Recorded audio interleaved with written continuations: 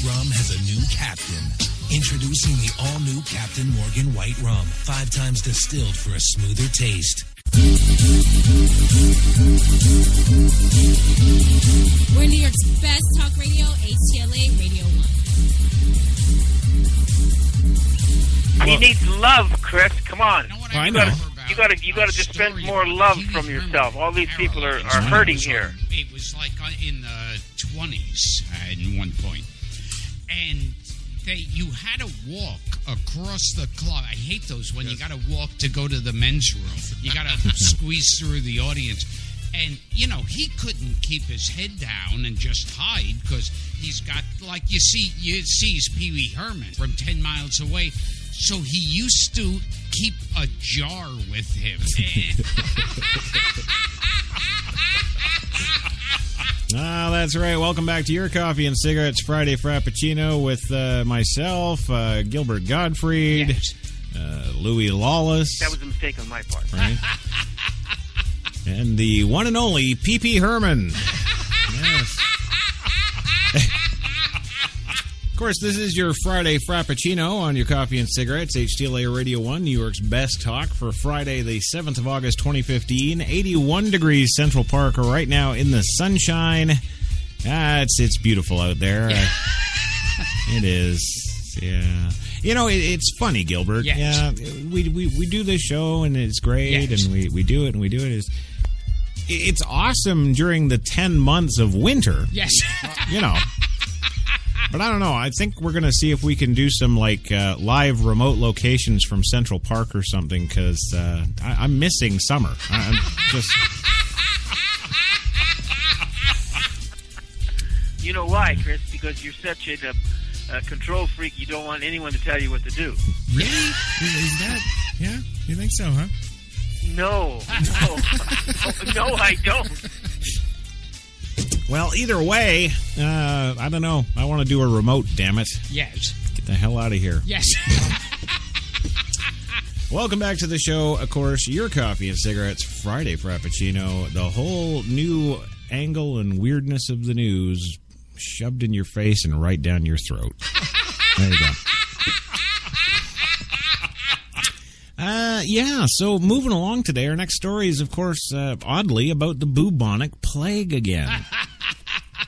Yes, a child camping apparently in Yosemite National Park has contracted the Black Plague. Not even kidding. A child is recovering in the hospital after falling ill with the plague while camping in Yosemite National Park in California, officials said Tuesday. Thursday. Might help if I got the days right. Yes. Yes, in mid-July, the child was camping with family at Yosemite's Crane Flat Campground and also visited areas of the Stanislaus National Forest, according to the California Department of Health. Officials said the child contracted the plague sometime during the trip, but none of the other family members were infected until they got home. Well, in Colorado, 2 people have died from the plague this year. We reported to you yesterday. Yes. Well, most recently, an unidentified person from Pueblo County, Colorado, died from the plague on Tuesday. The Colorado resident was an adult who is thought to have contracted the plague from exposure to rodents, fleas, or dead animals, according to a report published by the Pueblo City County Health Department.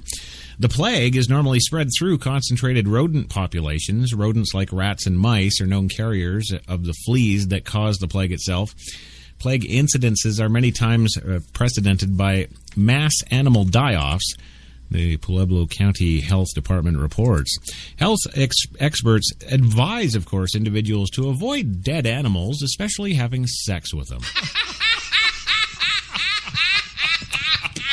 Also, to treat clothing with insect repellent when hiking to prevent pets from roaming and to avoid sharing a bed with pets. Plague victims normally exhibit symptoms which include swollen lymph nodes, fever, and chills within a 2 to 6 day period. The key to treating the plague, of course, is catching it on time, says Sarah Joseph, Public Information Officer at the Pueblo City County Health Department. Patients have to get treatment in a timely manner, and physicians have to identify it in time or bring out your dead. On average, 7 human plague cases are reported in the U.S. per year, according to the CDC. And I did not know that. I thought, I thought we hadn't seen it in like 200 years or something. But no, apparently we're dirty little Americans. Yes.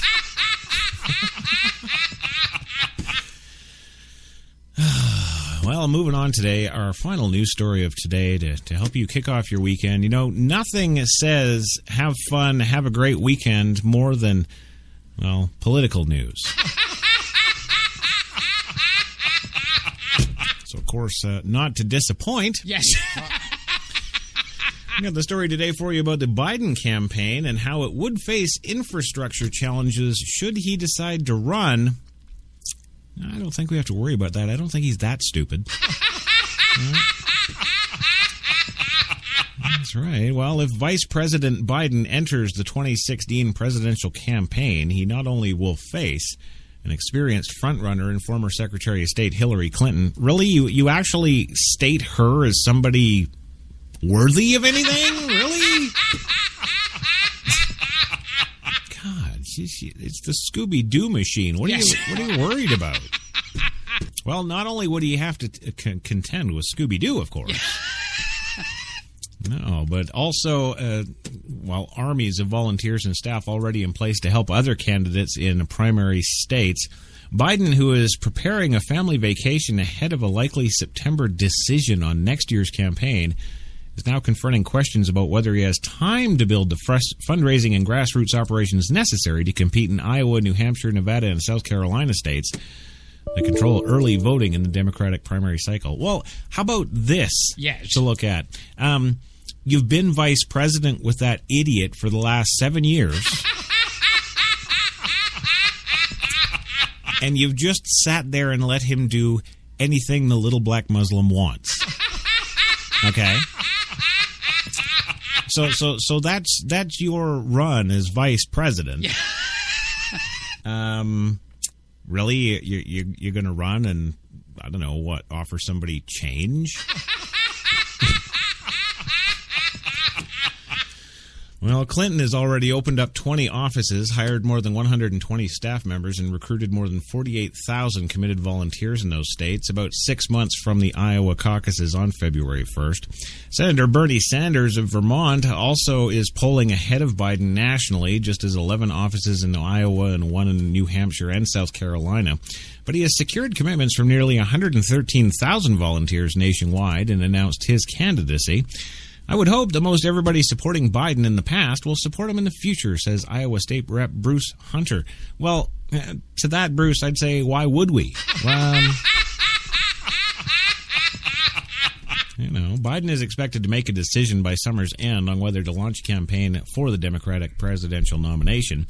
Political attention nationwide has focused on Biden's 2016 plans after reports of Beau Biden urged his father to seek the presidency in the days before he died of brain cancer back in May. Clinton's poll numbers are also hardly inspiring confidence on the Democratic side. Well, yeah, no shit, you can't get 5 to coffee. While Clinton continues to dominate national Democratic polling, 37% of Americans have a positive view of her versus 48% who harbor a negative view, according to an NBC Wall Street Journal poll this month. Mary Carey Foley, a longtime Biden supporter in New Hampshire and the daughter of the former mayor of Portsmouth, said that she doesn't think it would be as difficult as people might think for Biden to catch up. She expects him to peel off New Hampshire support from both Clinton and Sanders if he enters the race. Hillary seems to be losing ground instead of gaining it, she says. He's not up against insurmountable hurdles at this point. People love Joe Biden. Well, yeah, they might love him, but Trump's going to win, so shut up. And yes, Phil, by the way, Phil was actually asking when we were doing the plague story if, the New York subways are full of rats. So, yes, they are, and it's not just a street gang. Well, Biden has run for president twice before to disappointing results. He dropped out of the Democratic nominating contest in September of 1987 before Iowa caucuses amid charges that he plagiarized a portion of a speech Biden said he forgot to attribute in 2008. He withdrew from the race immediately after finishing 5th in Iowa, capturing less than 1% support. It sounds about right. power tends to corrupt. Absolute power corrupts absolutely. Moving along. Yes. Next year's race also would be a challenge. Biden would begin more than 40 percentile points behind Clinton in national polling. And man, that's bad because she can only get 5 for coffee. And the vice president would surely face some of his own challenges, particularly his own propensity to... Jenny's not here.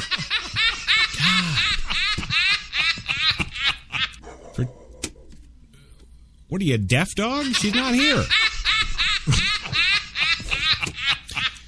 The vice president would surely face some of his own challenges, particularly his own propensity to speak freely and sometimes offensively. Well, it doesn't seem to bother Trump. Why worry about it? What is with the dog? Jenny's not here. Well, Biden apologized in 2007, for example, after calling then-Senator Barack Obama the first mainstream African-American presidential candidate who is articulate and bright and clean and a nice-looking guy.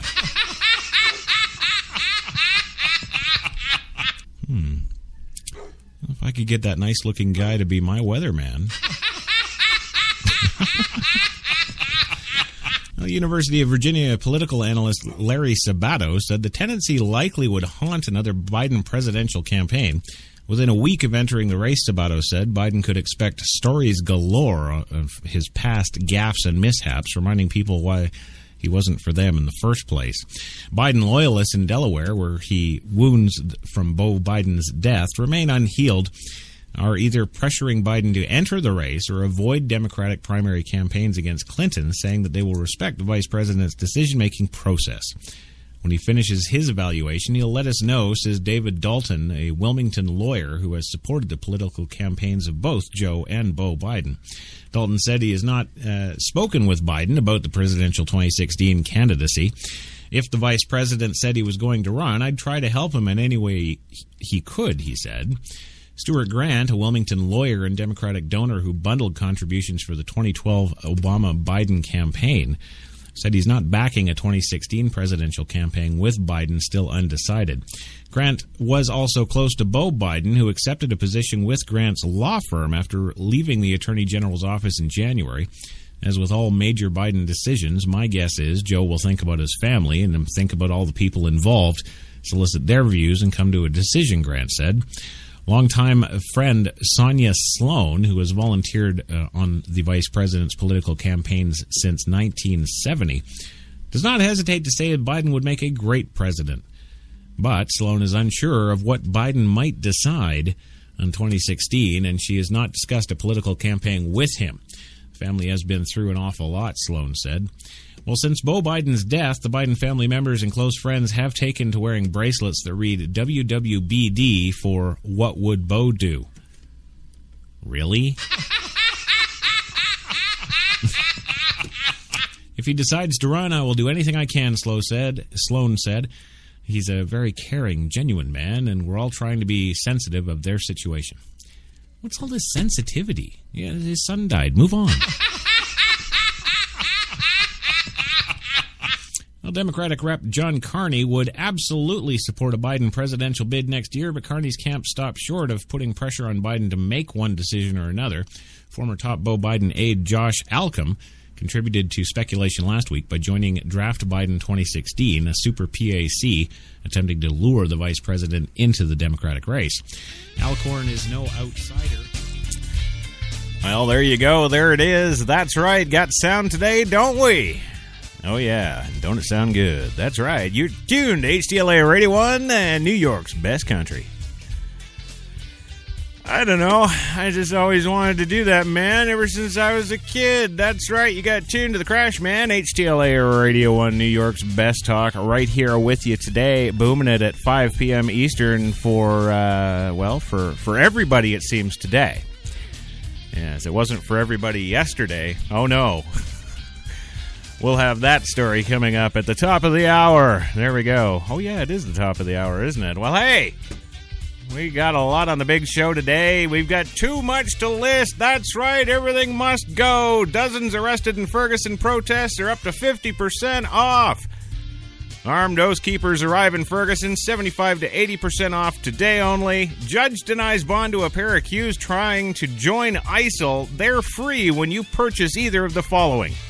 Coalition says Iraqis close to taking Ramadi, or the brand new 2015 suspected Russian missile parts found in the MH17 there. That's right.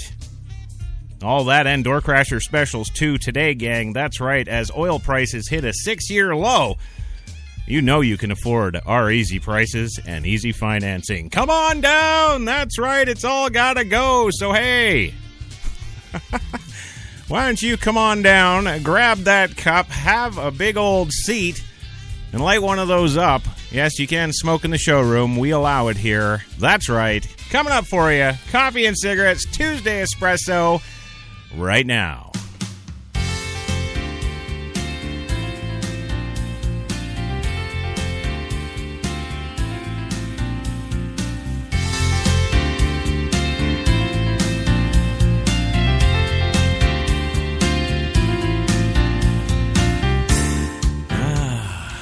The soothing sounds of the Tuesday Espresso. That's what that is. That's right. Timmy's Dark Roast. What you got today? And we're going to have a good show today. That's right. And hey, some of you out there might actually be able to hear it. That's right. Yes, we got a story about that coming up. But first, I got to tell you about those fine folks. Well, there's a lot of fine folks everywhere. There's too many to list, actually. God, there's so many. And a lot of fine folks in the news today, let me tell you. But before we get to all that, we've got to tell you, of course, that Kissy Springer, yes, she hasn't been fired. She's still in the booth, pushing the buttons on that PreSonus 2442 digital broadcast mixer. And, of course, if you're into anything audio-related, whether it be professional or you just like pretty lights, get yourself on over to PreSonus.com and check out their gear. It is pretty much number one, and hey, pretty lights. PreSonus.com. Also today, your fine show is, of course, brought to you by the fine folks at Tim Hortons, New York City. Now with those 8 fine locations all throughout the city to serve your coffee and baked goods needs. And hey, America, they're spreading across the USA more and more every day. There's like 300 locations now in the Northeast, and it's getting ever closer to Texas. That's right. And, of course, you know what they say at Tim Hortons HQ. If we can take Texas, we've taken everybody. That's right. Well, that's not what they say. What they say, actually, is they're always fresh. And, hey, they always are. They mean it. No kidding. That's right. And, I don't know. Do you, yeah, I sound different. I sound funkier today, don't I? I don't know what it is. What the hell is it? Oh, it's probably that new $7,000 kicking ass microphone yours truly is coming to you today with. Huh? Isn't that nice? Now you get the golden tones. Yes. Oh, my. Yes. Okay, right. Get on with the show.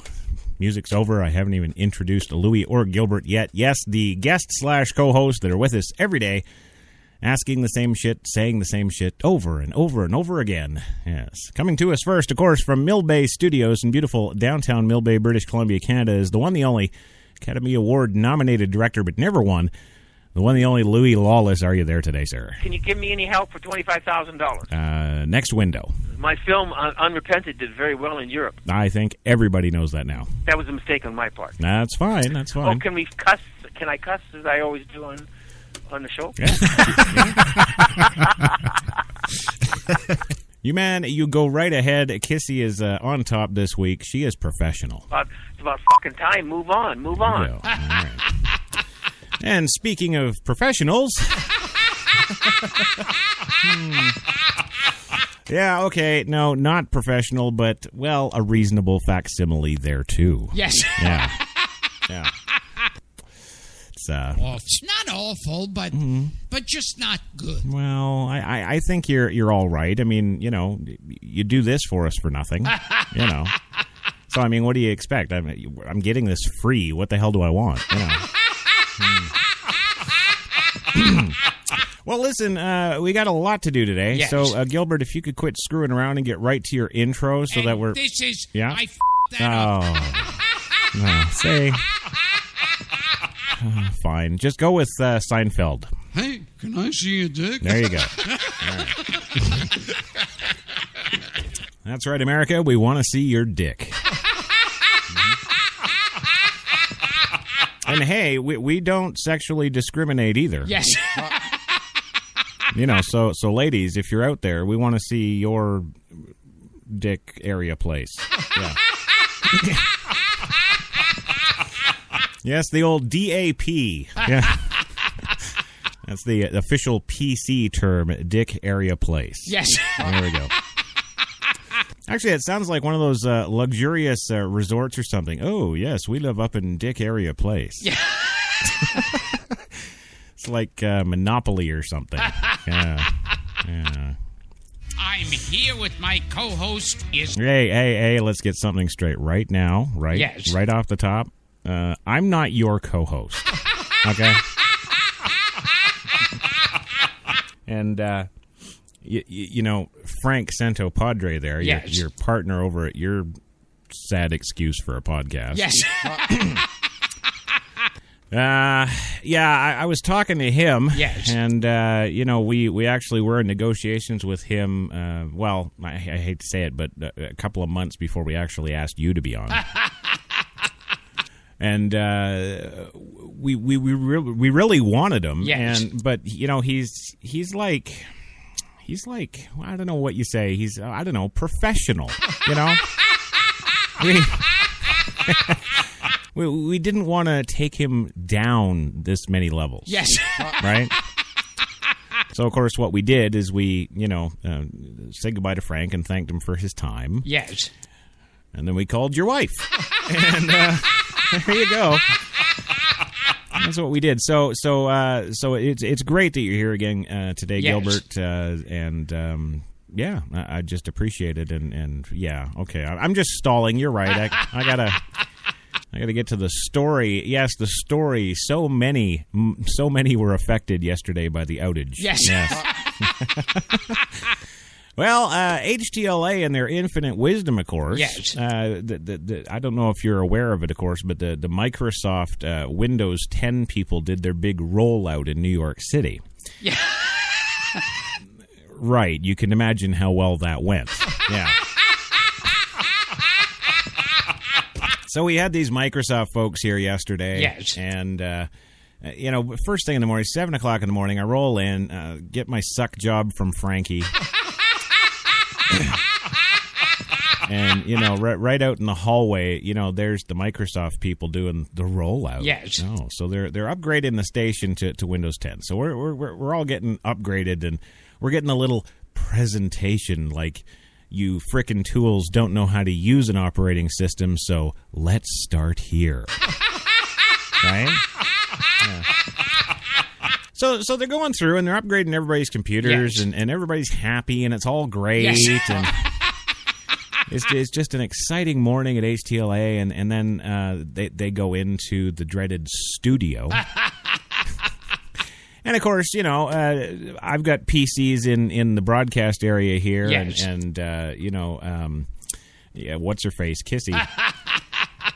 She's got a couple of PCs at her area that runs everything kind of thing. And so they're upgrading all these systems. Yes. And everything's freaking great. And the things reboot and they come back in Windows 10 and everybody's clapping and it's all this stupid shit. Right? So great.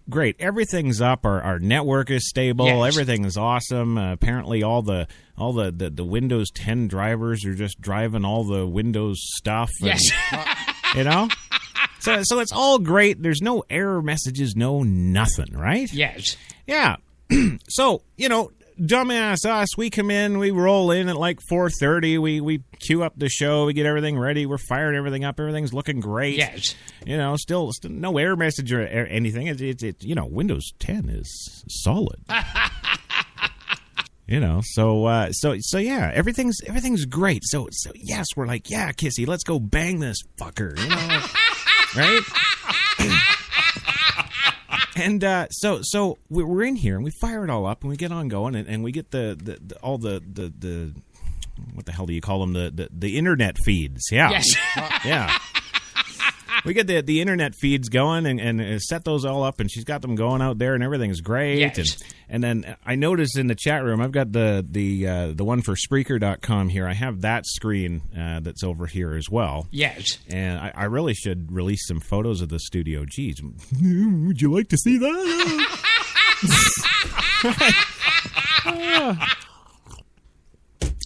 So anyway, I'm looking in there, and there's Phil DeYoung in there. Yes. And he's like, no sound. So I wave at Kissy, and she checks, and sure enough, the output's not going out there. And she's like monkeying around with all the PreSonus stuff. Yes. Right? She's monkeying around with it, and then finally she sends me a note like, I don't know, I think we were probably half an hour into the show. Yes. And she's passed me this note at the commercial break, and yeah, I know, we were 10 minutes late for commercial. Yeah. She passes me this note and says, oh, well, the feeds aren't going out to any of the internet feeds, and it's a driver issue. And so I'm like, oh, what the hell? So we finished the show yesterday, yes. and I guess about 7 o'clock. I go in there, and what it is the drivers for the PreSonus mixer. Yes. Yeah, they only go up and support Windows 7. And it's the damnedest thing because there's no error messages. Yes. No, nothing to tell you that's wrong. No. Yes. No. Bill Gates is your friend. Yes, everything's benevolent, fun, and happy. Keep going, you're fine. Yeah, so something like 6 or 8 of our feeds on the internet yesterday, they just didn't happen. Yes. Right? So for all you folks listening now that can actually freaking hear us. Oh, and for Phil, because he's just informed us that he is actually deaf. Yes. Of course, that's fine, though, because, well, I guess maybe he and only a few other select listeners know this, but we do put out a Braille signal as well. Yeah. And so that's the deal, and that's what screwed up yesterday. You know, we were all here; everything was fine on our end. Yes. Yeah, you had that great time with that cow. I lived in Greenwich Village for a while when I first started out as an actor. Yeah, nobody cares. Yeah, no. Actually, they didn't care yesterday either, if I think about it. Well, anyway, it's good to be back for all you internet folks out there. Yes. I'm sure, well, no, I don't really believe that anybody that listens to this show goes and sees Gilbert at any comedy club appearance. No. I'm pretty sure because, of course, they get it all here from you for free. Yes. Well, it's not awful, but just not good. Well, talk to your agent about it, but I'm pretty sure the contract you have here with us is pretty much as ironclad as Frankie McDonald's. So I think you're kind of boned. All right, go a half an hour. Do I get $50,000? Why don't you talk to Frankie about that, Louis? Yeah. He called me, and he called me, and he kept calling me, and I wouldn't answer the phone. I don't know what you want me to say, Louis. He's special needs. We can't, we can't help that. And for the love of God, you're in Canada, and you're supposed to be PC. You should be welcoming the drool. Welcome the drool. Yes. Oh, yes. Yes. All right, gang. Well, we got a lot to cover today. And, of course, you remember the story that we covered yesterday about the Ferguson outbursts. Yes. Well, actually, no. The Internet audience doesn't have a clue.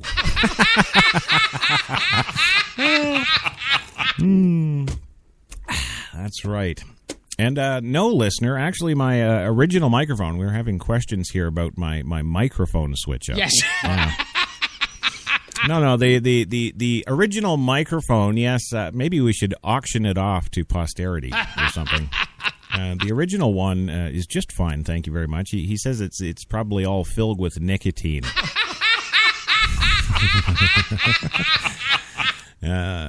I'd love to sit here for the next hour and explain to the listener how these microphones actually work, and you plug them in, and how they actually function, and all that good stuff. But you know what? Suffice it to say, go watch yourself some How It's Made. Yeah. Literally, I could have Stacey Watts come and and like take off the grill here and stuff it up her hoo-hoo hole. And slather it around in there for 20 minutes. Explode to an electrifying orgasm. And put the grill back on and broadcast while it's warm. Okay? So yeah, no, we upgraded. It was time to get that $7,000 microphone when I'm working with greats like Gilbert Doofy. Yeah. No, I think it's hermetically sealed and designed to make me sound more like Howard Stern. That's what it is. They get crazy because all of a sudden nobody loves them. Nobody does love microphones, Louis. Yeah. No, they don't. But moving on today, of course, we've got further stories about Ferguson, of course, to add as an addendum to the stories that you internet folks didn't get yesterday. Yes. We've got those today, so oftentimes through the broadcast today, you're probably going to hear me refer to things from yesterday's show that you have no idea about. But it's okay, because you've heard all the same stuff before. You know how to spell my last name on the check, right? It's right. Louis Lawless. Yeah. Well, in Ferguson, Missouri, a quiet return to the streets of the St. Louis County City on Tuesday, hours after more than 20 people were arrested during demonstrations marking the first anniversary of the fatal shooting of Michael Brown. Yes, that's right. After hundreds of protesters began marching into a street Monday night, police using loudspeakers told them to move out of traffic. They did not comply. The officers advanced, took several people into custody. At least one officer also fired pepper spray into the crowd. More arrests followed before protest and the police presence began to diminish at 1 a.m. this morning. Brown, who was black and was 18 years old when he was fatally shot by a white police officer following a confrontation on a Ferguson street on August 9th of 2014. Brown's death set off waves of sometimes violent protests and some awesome deals on eBay. Yes, the Justice Department probe found that former officer Darren Wilson used justifiable force in the shooting. During Monday night's protest, there were no shots fired and no burglaries, looting, or property damage.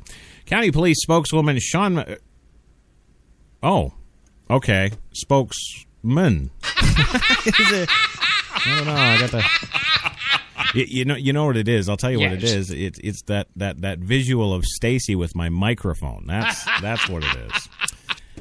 Sean McGuire said in a statement, of course, no smoke or tear gas was used. No injuries to police or civilians were reported. The St. Louis County Executive Steve Stenger declared a state of emergency earlier Monday after the Ferguson protest turned violent Sunday night. In light of last night's violence and unrest in the city of Ferguson and the potential of harm to persons and property, I'm exercising my authority as county executive to issue a state of emergency effective immediately, Stenger said in a statement. The recent acts of violence will not be tolerated in a community that has worked tirelessly over the last year to rebuild and become stronger. Really? Is that what they've been doing? Because I don't think so, Tim. Yeah. No? Well, the St. Louis County Police Chief, John Belmar, immediately took control of policing in Ferguson. In St. Louis on Monday, police arrested 57 people during protests outside the Thomas F. Eagleton Courthouse. The demonstrations were part of events dubbed Moral Monday. Clergy members prayed in front of the building and spread oil on it, saying they were anointing it. It was Valvoline. Well, the protesters were being processed and the protesters were being processed and realized as quickly as can administratively be accomplished by the United States Marshal Service. U.S. Attorney Richard Callahan said. Tim Doherty, a U.S. Attorney spokesperson, told us protesters arrested outside the federal courthouse face charges of unreasonably obstructing the use of an entrance and will each be fined $125 until our demands are met. There we go.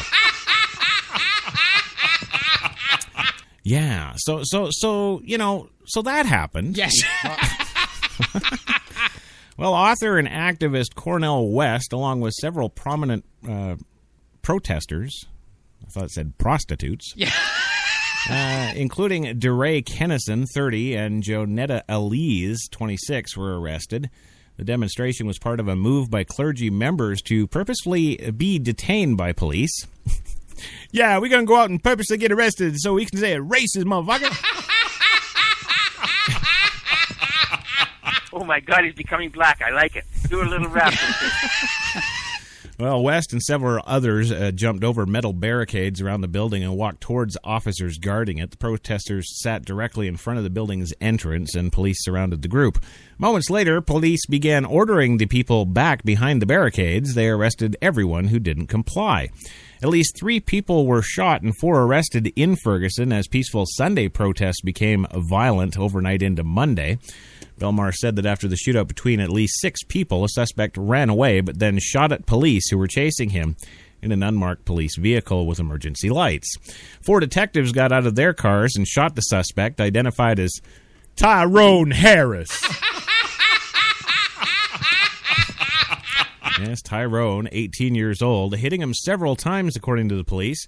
Moments after the shots were fired, a young woman screamed, "They shot my brother!" Well, the suspect's father, Tyrone Harris, told us his son was a close friend of Michael Brown. Harris was hospitalized in critical condition. Prosecutors announced 10 charges against him, including 4 counts of first-degree assault on police officers. The 4 officers have been placed on administrative leave. There's a small group of people out there who are intent on making sure we don't have peace that prevails, Belmar said. That's just the bottom line on this, and it's just unfortunate. We can't afford to have this kind of motherfucking violence. Well, and that's your Ferguson update. Yes. Oh, wait. No, it's not. That's right. You bought that update. You get an absolutely free Oath Keepers addendum. Yes. Yes, but first we have to go for our first commercial break. But don't you worry. When we come back, we're going to tell you about former serving military and law enforcement have formed a militia. And, yes. Yeah, they're in the streets tonight, and they don't want no motherfucking bullshit. So you guys just hold on to your butts. We'll be back in 2. You've got it locked to HTLA Radio 1, New York.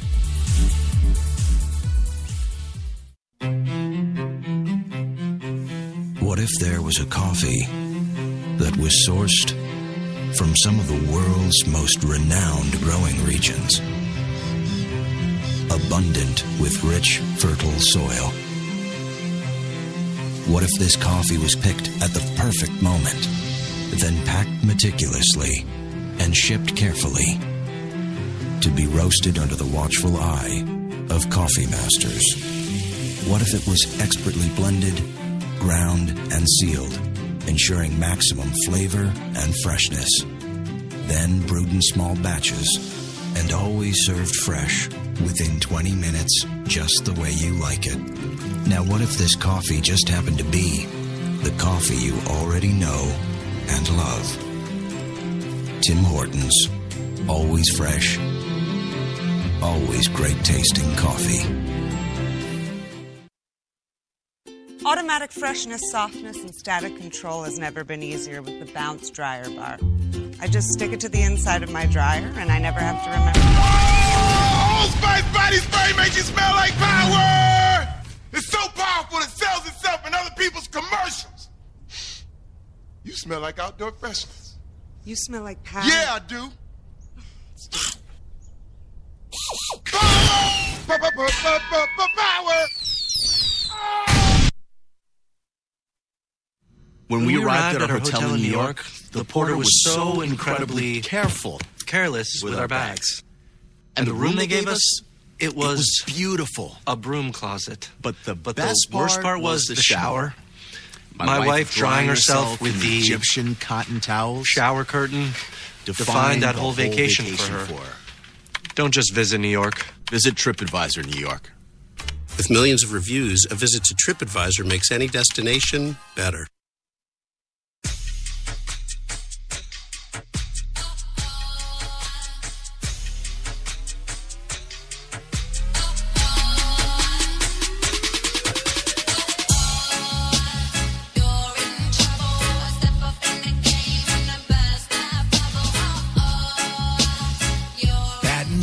Glasses. White Rum has a new captain.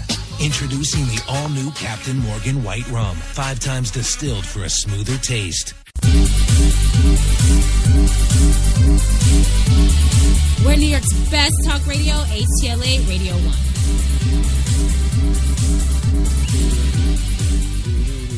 You know what I remember about a story about Pee Wee Herman at Caroline's when it was like in the 20s at one point, and you had to walk across the club. I hate those when you got to walk to go to the men's room. You got to squeeze through the audience, and he couldn't keep his head down and just hide because he's got, like, you see he's Pee Wee Herman from 10 miles away, so he used to keep a jar with him.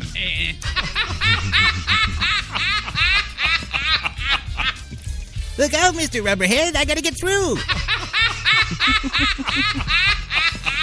Oh, yeah. Which woman are you married to or living with now? Well, Louis, the official word today is the Stacy Watts, the once prospective weather girl for HTLA. Yes. Of course, she was booted out viciously in a vicious racial attack because Kissy Springer, she's black. So she...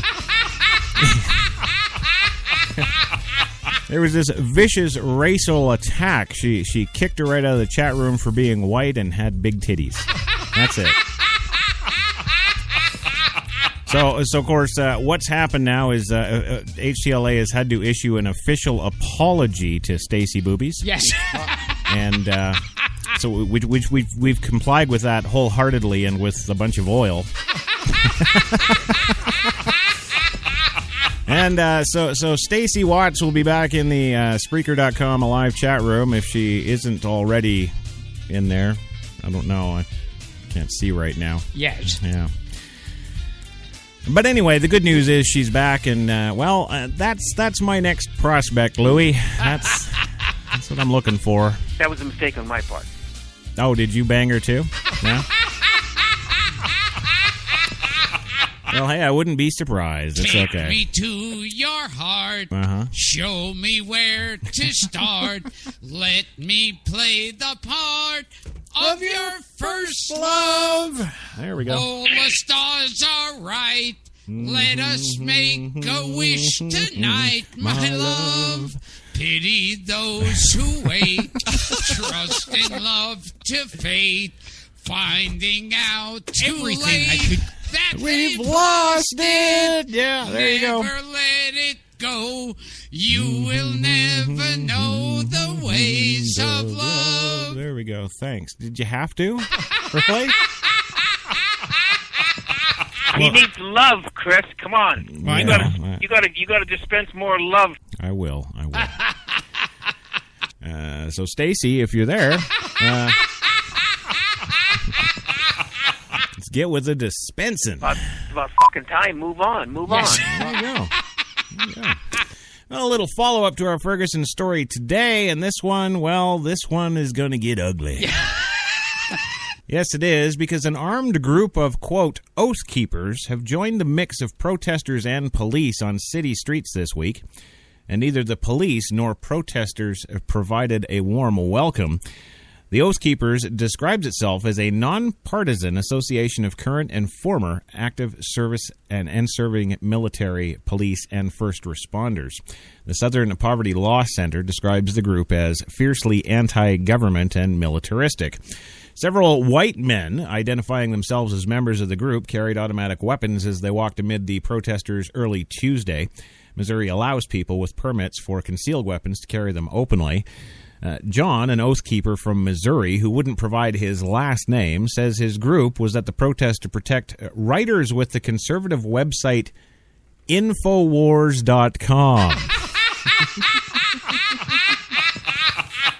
Oh, Alex Jones needs a bodyguard. Yes. Alex Jones going to give me his shoes, bitch. That's right, Alex Jones. You come down here, motherfucker. We give you some Ferguson style. How many different families do you have? Put him on hold, Kissy. Put him on hold. He's just had too much bloody booze. Yes. Yes, Infowars.com. That's right. He said journalists are sometimes robbed or beaten when trying to cover volatile offense, and that his group wanted to ensure Infowars writers were free to document the protests accurately as TMZ. Yes. John said he recognized, of course, obviously, that it could be problematic if Ferguson residents and protesters openly carried weapons, but added that his group is highly trained. He acknowledged that everyone with a firearm might be perceived with concern by police already on high alert because people have shot and hurled bottles at other objects and officers. But he says, we're all white. It's not going to be a problem. St. Louis County Police Chief John Belmar called the group's presence, quote, unnecessary and inflammatory. Some protesters gathering here to mark 1 year since unarmed black teen Michael Brown was fatally shot by a white police officer took issue with the Oath Keepers joining the demonstration. Here we go. You're going to bring some uncommissioned citizens, white citizens, into a black community like this? It's disrespectful. That's right. That scream came from Talal Ahmad, 30, who is black, told Reuters news service, here in the black neighborhood, we're already living in a state of terror. Well, Patricia Burns, Democratic committeewoman of Ferguson Township, told MSNBC that the Oath Keepers' presence detracted from the issue of racial inequality. No, I'm thinking it's keeping you motherfuckers we supposed to be. If there were black and brown people in this country who showed up in the streets openly carrying assault rifles, what, you mean the gang members? Yes. In paramilitary garb, would they still be received the same way, Burns asked? It seems to me that especially when it comes to the Second Amendment, there seems to be a different way that's enforced for black people. Yeah. Well, yeah, because, most states, yes, they require you to have, a criminal record check fail. Right, so, yes, it's the white man's fault. Y'all has a criminal record and can't carry your AK, motherfucker. That's right. Oath Keepers was founded in 2009 by a man named Stuart Rhodes. He's a U.S. Army veteran and former aide to ex-Congressman Ron Paul. Rhodes has been a critic of both major political parties, referring to Hillary Clinton as Herr Hillary, and calling bumbling Senator John McCain of Arizona a traitor to the Constitution. Yeah. Isn't that nice? That's just nice. Well, most Oath Keeper members, as part of their public service jobs, must swear, quote, to defend the Constitution against all enemies, foreign and domestic. The group's website notes, the group stresses that members are sworn supporters of the Constitution, not politicians. Oath Keepers declare that they will not obey unconstitutional orders, such as orders to disarm the American people, to conduct warrantless searches, or to detain Americans as enemy combatants in violation of their ancient right to a jury trial, Oathkeeper says on his website. The group did not respond to a request from us for a comment, so piss on them. That's right. I hope those blacks just beat you with clubs. Yeah. Well, moving on today, we've got... I nearly got kicked out of a theater. I can't remember what I saw about 2 weeks ago because I was booing and screaming. That was our entertainment correspondent, Louis Lawless. Thank you. Thank you, Louis. Thank you. That was a mistake on my part. Can I talk? Can I really?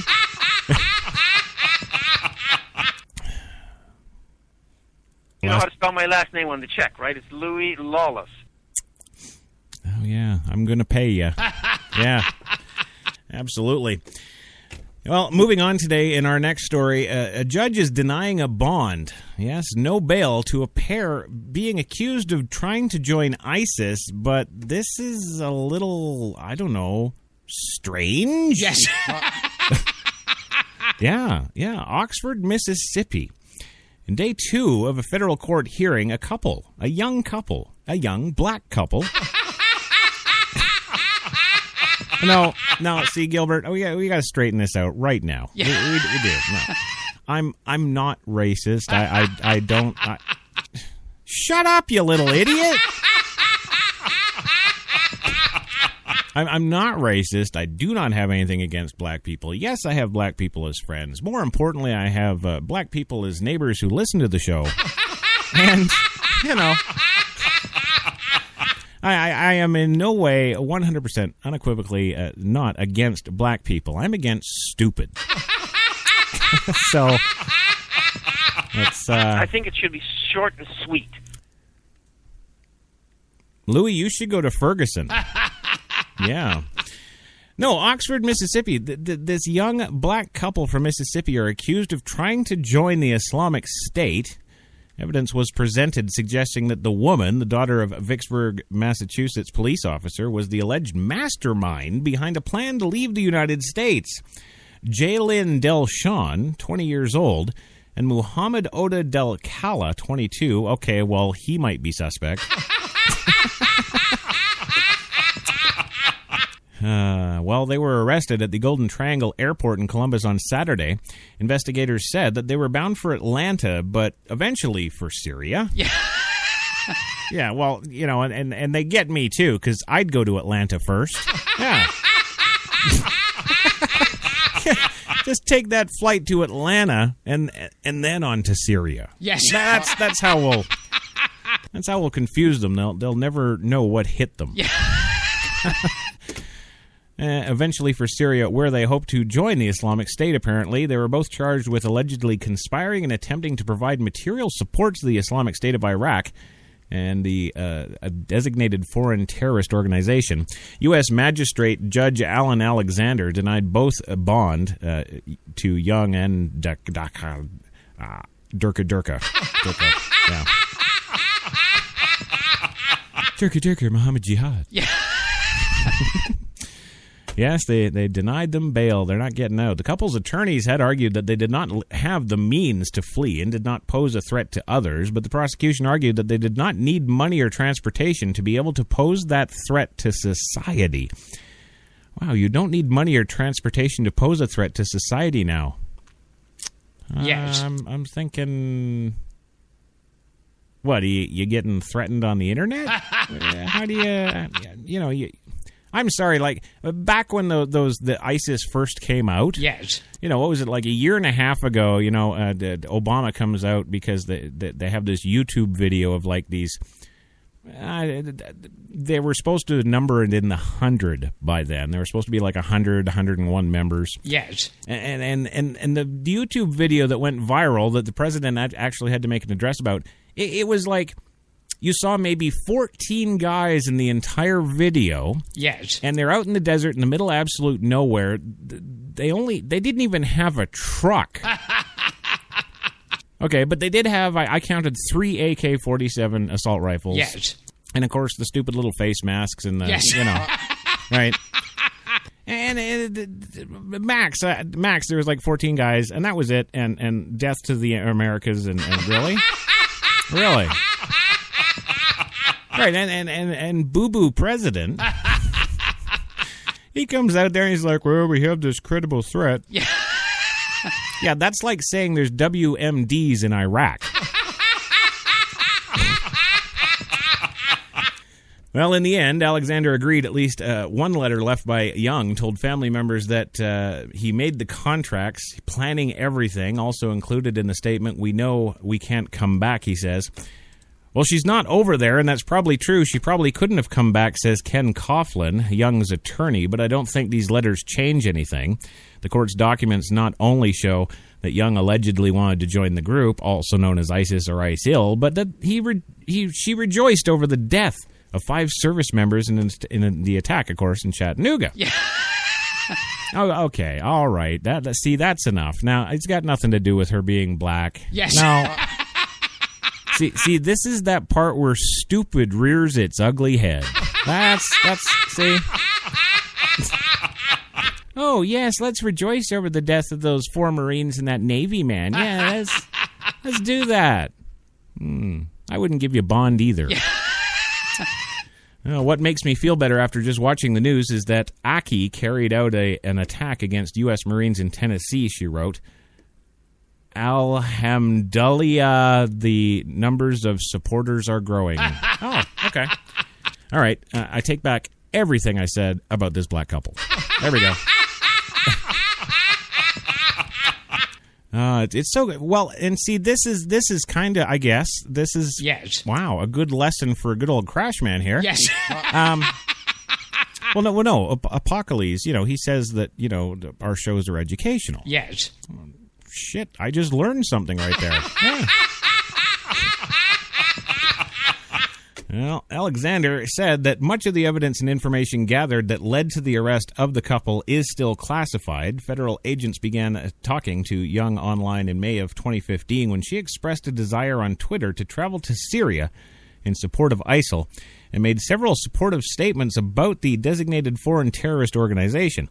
Both defendants subsequently expressed their readiness to travel overseas to join the Islamic State. Well, you don't have to. They're right here. Well, prosecutors pointed out that while the defendants' lawyers argued that they had no military training or weapons, they were not harmless. The prosecution pointed out that ISIL calls on their followers to conduct lone wolf attacks with little to no training. Dokasar Sarniev, the Boston Marathon bomber, was 19 and had no military training and made bombs out of pressure cookers from videos on YouTube. They contended, and as ISIL has similar videos out on the internet as well, the criminal complaint states that around May 13th, 2015, the individual on Twitter, later revealed to be Young, had allegedly expressed a wish to travel to Syria to join ISIL. An FBI employee made contact and identified her through several forms of social media, because you can always trust your social media. Well, around May 25th, Young's Twitter account had a post that said, quote, "The only thing keeping me away from is money, but working all this overtime will be worth it when I'm finally there. Hashtag Bakwia." Bakwia is a shortening of the Islamic term that means remaining and expanding. Well, there's some more education for you. Yes. There you go. Young also told FBI employees that the Muslim families she spends time with, many of them do not support the beliefs of the Islamic State, and stated that she disagreed with them. Allegedly told the employee that she had to travel she had a travel brother and that she would have to marry him in order to travel without an escort. Didn't she read the story, yes. 2-3 months ago about the girls that went over to Syria and were like 3 years of being ISIL whores? They got knocked up. One of them got killed and the other 2 got sent back moms. Didn't. Okay, well, I guess they don't put that in the pamphlet. Yes. Well, a man named Dakala is that partner, according to court papers. Young allegedly told the FBI that she and Dakala would be traveling to Turkey and then to Syria, where they planned to join ISIL. Authorities then made contact with Dakala via social media, and he told them he was proficient with computers, education, and media, and asked how he could help. Well, Young later allegedly told the FBI that Dakala would be media or mujahideen. Young told authorities that she wanted to help give medical aid. Dakala later allegedly told the FBI that he wanted to fight for ISIL. I want to be taught what it really means to have that heart in battle, he wrote, according to court documents. Well, here you go, asshole. It's called proper parenting. Yes, that's right. Alexander told the couple that she felt like they had been raised in a sheltered manner that hadn't given them the real perspective on the kind of life they were asking for. Right. I honestly believe the relative life of privilege has insulated them from actual reality of what they were doing, Alexander said. I'm quite sure they would have found life very different than what they thought. Like those 3 girls turned into ISIL whores. Right. Oh, see? There you go. Well, Dakala's father, Oda Dakala, is a longtime imam of the Islamic Center of Mississippi. I told you the motherfuckers were here. I'm gonna go join them white boys with the guns in Ferguson. Yes, says Dennis Harmon, an attorney representing the family. Oda Dakala was born in Bethlehem, and his mother, Elisa Dakala, is from Jersey. The youngest of 3 boys, Harmon described Dakala as very smart, very quiet, very thoughtful person who took martial arts training as a child. Well, again, you think you might have learned that what it's like to fight with heart thing at karate. Yeah. Well, Young's father, Leonce Young, is a 17-year veteran of the Vicksburg Police Department. He and his wife were present Tuesday for the hearing, but declined to speak to reporters afterward out of sheer freaking embarrassment. In court, prosecutors said Jaylyn Young had been trying to convert her sister to Islam as well. That's got to be really nice for the parents. Yes. That's nice. You being Catholic, you realize that you can have birth control. You realize that? Louis, it's not so much about birth control. It's more about retroactive birth control. It is. Well, the couple was turned over to the custody of the U.S. Marshals Service. According to the Department of Justice news release, the charge carries a maximum sentence of 20 years in prison and a $250,000 fine. So there you go. You know, you can never, just when you think you've got enough money for one of those smash and grab, everything must go sales. Yes. You know, somebody always comes along, hits you with a $250,000 fine. Well, speaking of sand spiders. Yes, the coalition says the Iraqis are close to retaking Ramadi. Yes, they're losing. Help, send help. It's like that radio transmission from Vietnam when they, it's Kaesong, we're getting overrun. Bloody Charlie all over the place.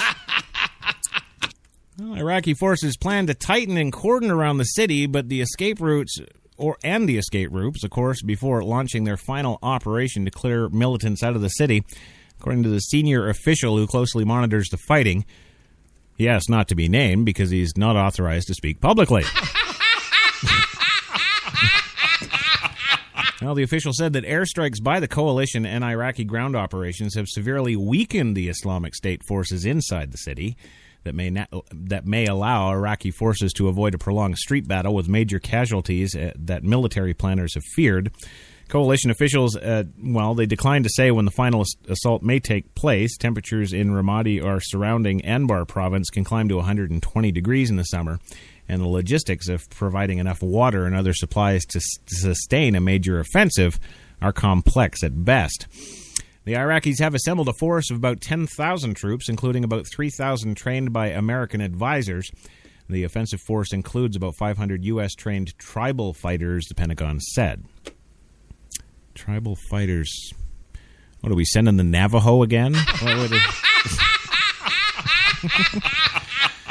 Well, it's not clear how many militants the Iraqis will face in the city. Estimates by the coalition have ranged from several hundred to 2,000. So, well, if that's any indication, yes, that means there's about 100,000 troops there. Yeah. Well, despite being outnumbered, the militants' defensive posture provides an advantage. They can fire from bunkers and other concealed locations, and it will be difficult for the coalition to bombard the militants who can hide in an urban setting. The Sunni city once had 400,000 residents, but most civilians fled when it fell to the Islamic State in May. Iraq's government launched an offensive to take the city a month ago, and still are impotent. The official said the military pressure seems to be causing a split between local Islamic State fighters and non-Iraqi leaders, some of whom are fleeing the city. In June, good old President Obama... Yes, Obama authorized an additional 450 U.S. advisors for Iraq, mainly to assist in retaking Ramadi and the surrounding Anbar province. Total number of troops there is about 3,200. The U.S. troops are banned from accompanying Iraqi forces into combat, but have been training and advising the forces from large bases. Ismail Assolanadi, a retired Iraqi brigadier general who served as a military attaché in Washington, said the Ramadi offensive is progressing, but it has been delayed by a number of factors, including a slow response by the coalition to Iraqi requests for airstrikes.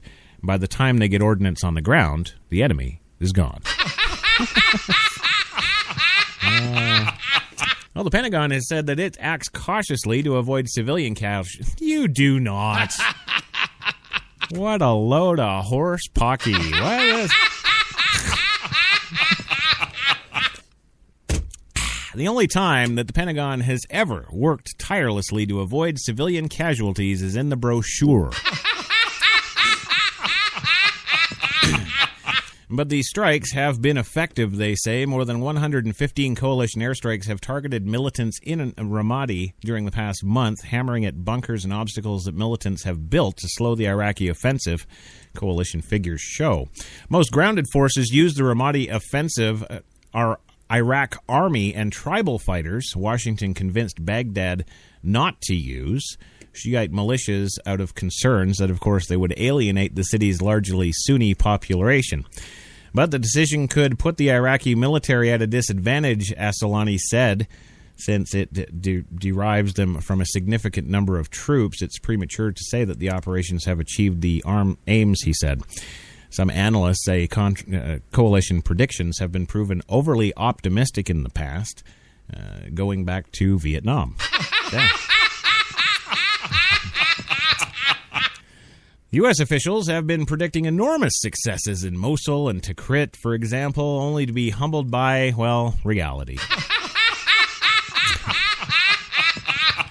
Yes, says Al-Qadiri, a former special assistant to 5 U.S. ambassadors in Iraq, referring to other operations in Iraq.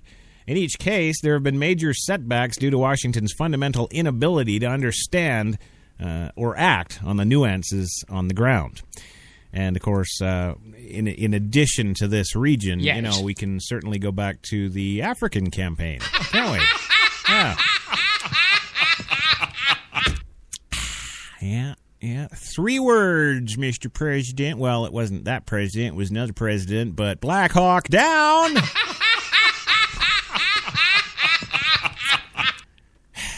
Yes, box office hit, but absolute real-life pooch screw. That's what it is. Yeah. That was a mistake on my part. I'm going to blame you. Bullshitters, never keep your mouth shut, always hustling, always looking for something to do and putting things together. Yeah. That's a fucking American. Look how they took the country away from England. Ooh, Kissy, you missed one. Well, moving on today. Yes, right. Okay, good. Absolutely. Yes, I understand, Kissy. Break for a commercial. That's what she's saying. Yes, that's what she's saying. Okay, well, we're going to go for a commercial, but don't worry. When we come back, we got some suspected Russian missile parts that have been found at the MH17 crash site in the Ukraine. Ooh, spelling danger. Yes. Yeah, but don't worry, coming up the next segment, we also got some awesome oil prices. Yes, hitting a 6-year low. Let's get in the Hummer and go cruising. That's right. And, well, of course, we've got some Donald Trump news, too. So don't worry about that. And yes, Jesus, get off my ass. I have just been reminded that we, of course, did not do Brock Favors and the Stupid Chopper, and, of course, the Drooling Moron with your weather. So fine, when we come back, we'll do that goddamn too. Yes. Jesus. God, woman, you've been here a week. I'm your boss. What the hell is wrong with you? We're New York's best talk radio, HTLA Radio 1.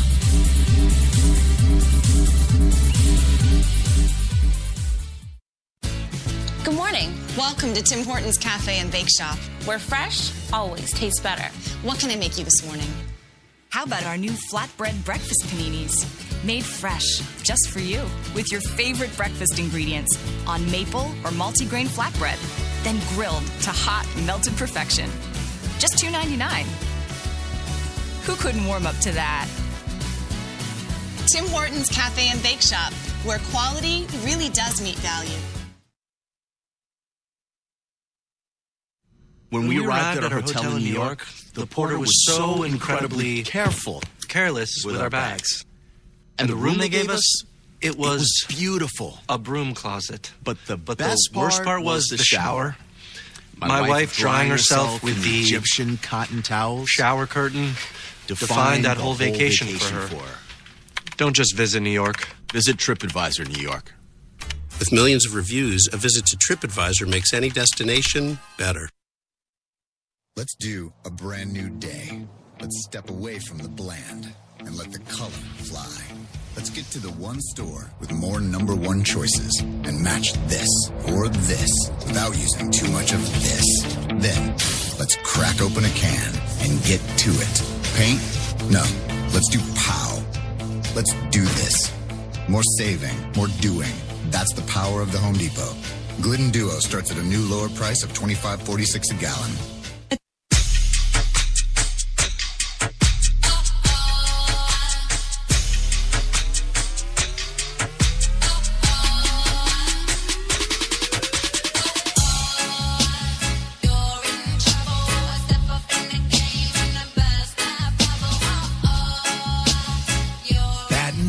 Glasses. White Rum has a new captain. Introducing the all-new Captain Morgan White Rum. 5 times distilled for a smoother taste. You've got it locked to HTLA Radio 1, New York. And another time, you were going to buy drugs from your pusher, and you were like a block away, and then somebody walked up to your pusher first and shot your pusher. Screw you! Same thing. Wouldn't you like to know? $88,000 a year they make, approximately average. Yeah, we don't care, Louie, because it's more than me. Yeah. Mr. T would be proud of you. Yeah, well, good for frickin' him. I don't care. That's the famous story about Jerry Lee Lewis. You heard that story, haven't you? Yeah. Sitting behind his desk at Paramount, talking with big executives and TV people, and all of a sudden the chick pops up underneath, wipes off her mouth, and walks out the door, and Jerry doesn't have an eye. I don't know. I don't know, because, you know, when I have an orgasm, one of my eyelids kind of blinks and flips around, and... Yeah, I don't know. I think I think I would have batted an eye. Yeah. We were 5 steps away from winning the Academy Award. I know. And we did. I know that too. You know how to spell my last name on the check, right? It's Louis Lawless. You do not need that kind of money. I need to try and raise $25,000 to enter in the Academy Award. Oh, yeah? And I think it's a fantastic risk because we have a tremendous chance. There's about 200 members that vote on it, and they all get. You have to give them a DVD now. Yeah, and we've done this before. We've done the math. Nobody is going to believe you're paying $125 a DVD. No. That was a mistake on my part. Well, it gets that way, but that's okay. And hey, we're back, gang. That's right. HTLA Radio 1, New York's best talk and all kinds of racial war. And we're back with your coffee and cigarettes for this Tuesday, the 11th of August. Yes, I got bitched out for not saying the goddamn date. And the 79 degrees in Central Park right now. Oh, yeah. Yeah, that's right, because Sharon in Texas needs to know. Yes. Right. God. Why don't you stick your head out the window, Kissy? You know what it's like out.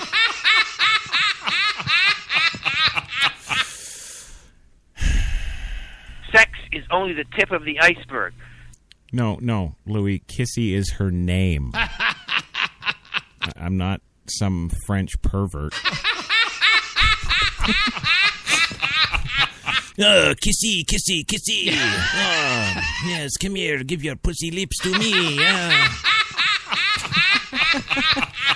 Oh, come on. Break it up with some Jay Leno, damn it. So I read somewhere that you have a dick. Can you show it to me? Oh, yeah. That's right. That was Gilbert Gottfried with George Takei last week. Mm-hmm. Yeah, they have the, George does a lot of those science fiction shows, yes. the Comic-Cons and the loser nerd cons. And, yes. Yeah.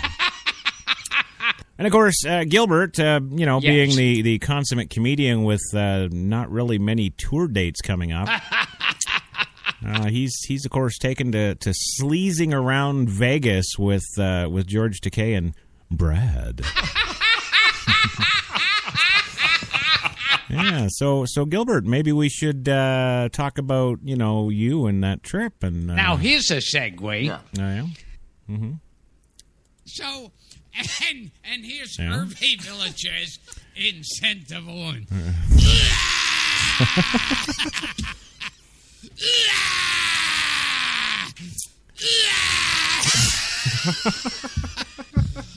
Your name is Daphne, because I smell the perfume, and I hear the southern accent. You know. Did you just salute to me, even though I'm blind?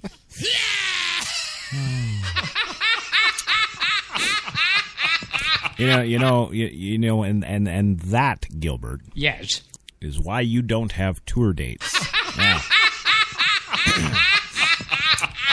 Well, moving on today, of course, and, cooperating with the new Black Power in charge of HTLA. And to keep with our NAACP obligation. Yes. I do have to bring you our traffic on the one, brought to you by Brock Favors here at HTLA Chopper One, the man who gives us his all every day. He just puts it up and it comes slamming down. So here's Brock with your look at traffic. Hello, everybody out there. This is Brock Favors with Traffic on the Ones. Chad Armstrong is out sick today, so I am filling in for my usual land reports, and I'm up here in the chopper, but I gotta tell you guys, I am loving the view. Oh, my God! Oh, no, stop! Oh! Whew. All right. Well, we are over the 10, and it's massively clogged down there like a pint of maple syrup on a cool November morning. And we do, oh, goddamn, we're gonna die in this mother. Oh, my God! Oh, yeah. Okay, I am very sorry, folks. It's a little bit of a bumpy ride up here. We are now approaching the 405, where the left lane is blocked by a mattress, So somebody is going to be doing a little return to IKEA later today. You know what I'm saying? Oh, no, please! Oh, goddamn! Oh, get me out this motherfucking machine right now! Oh, no, black people ain't meant to be in the sky! That's right. We ain't meant to be in the sky, man! Oh, mama, help me, mother... Oh, mama! Well, 4 or 5 is up right now. Ain't nobody going down this. I'm sorry. I'm sorry. I'm very sorry, folks. Oh, yeah? I'm very sorry, but I'm losing my up here. Actually, you have every right to. We're about to crash. Oh, get me!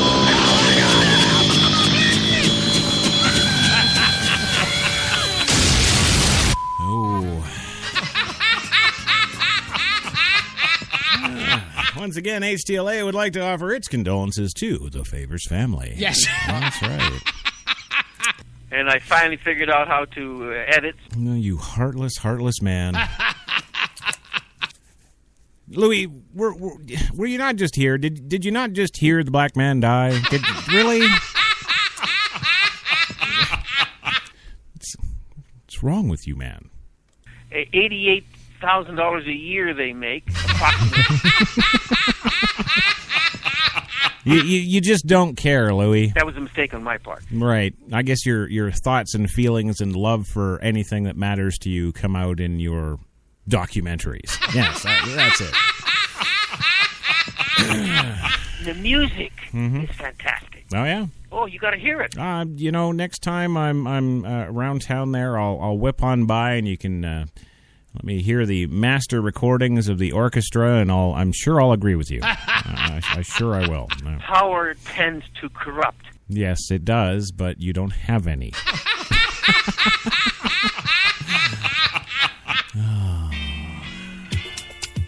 Oh, yeah, baby.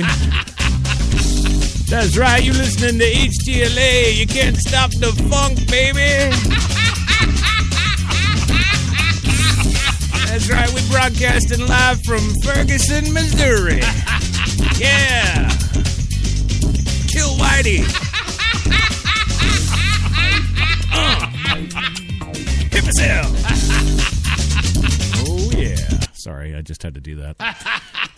Before, of course, we go to the special needs Mongoloid boy with your weather. Yes, we do have to do that, don't we? Yeah, oh, yeah, Kissy's giving me the freaking nod, right?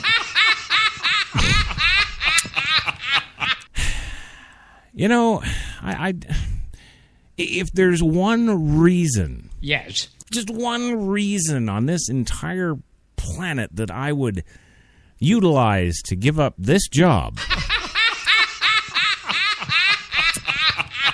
I would absolutely have to say, unequivocally, it would be to not have to play this idiot anymore. Yes.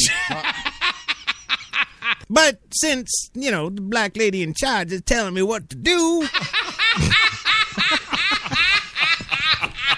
Let's call her Aunt Vagina. Yes, good old Aunt Vagina. They get crazy because all of a sudden nobody loves them. I'm sure this woman thinks everybody loves her.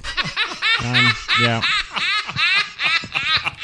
She comes in here at the commercial break. Now, why wouldn't you want to play the weather report? Because I don't want to. I don't want to. Yes. Fuck you. And this stupid negress, get off my desk. Yeah. Oh. And now I have to bring up that piece of trivia that everyone feels like they're telling people that they don't know. Well, I'll tell you, instead of bringing up trivia, which you never have any anyway, instead of doing that, why don't we take up a little more bloody time by you giving out your Instagram? And on Instagram. Yeah. Gilbert Podfree. Yes. PODFRIED. There you go. You see, it's kind of a pun on the last name. Never mind. Never would have figured that out. No. And do you have something as equally as exciting for Twitter? Yes. Do you? Yeah, well, unload it on them. Give it to them. On Twitter, Yeah? at Real Gilbert, ACP. Right. Okay. Well, thank you. Yeah. Thank you for that. Louis, do you want to talk about women or something? Always with a female having a relationship, married or single. Yeah. It's always better that they do the leaving. Mm-hmm. Yeah. If you do the leaving, it keeps that lingering thing. You know what I mean? Lingering. Kind of like lingering, trying to not to play this bloody weather report. Yeah. I know what you mean, Louis.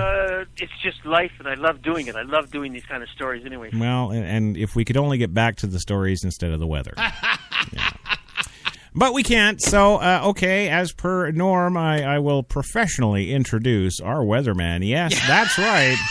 HTLA Radio 1 New York's very, very proud to present, as always, the one, the only meteorologist extraordinaire. Oh, yeah. Hell yeah. Hell. It's about fucking time. Move on. Frankie